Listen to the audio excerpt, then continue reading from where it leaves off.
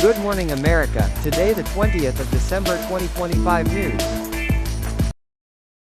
Trump campaigned in North Carolina, defending his economic record before midterms, citing lower than expected inflation. He told supporters consumer prices rose 2.7% in November, saying the data proved his policies were working ahead of a critical election season. Google warned some employees on U.S. visas to avoid international travel, citing embassy delays. An internal email said visa processing times have increased, advising workers who need visa stamps not to leave the United States to avoid re-entry problems. The U.S. military carried out large-scale strikes on dozens of Islamic State targets in Syria, officials said, retaliating for an attack on American personnel.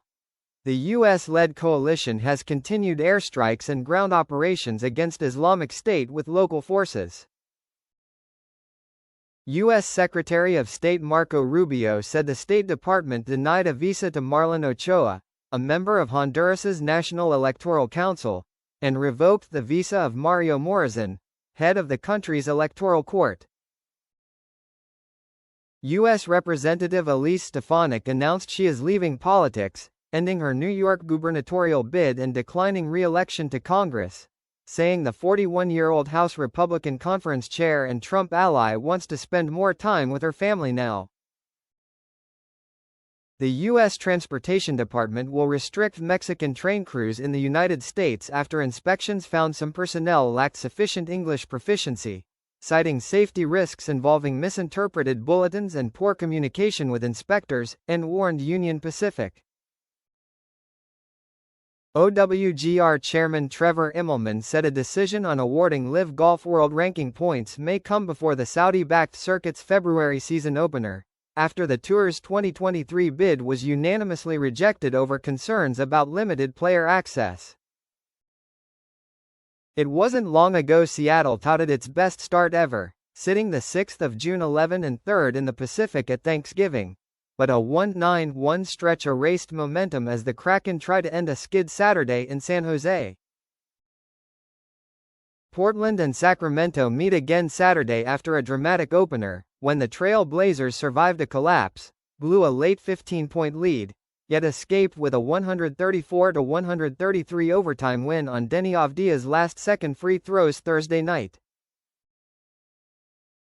Defensive breakdowns continue to haunt Utah, which seeks answers Saturday versus Orlando after surrendering a dominant fourth quarter in a 143-135 loss to the Lakers, despite leading most of the game behind season-best first-half shooting. A federal judge overturned Carl Jordan's murder conviction in Jam Master Jay's 2002 killing, ruling prosecutors failed to sufficiently prove their case, granting a rare acquittal despite a jury's guilty verdict in the high-profile Run DMC shooting.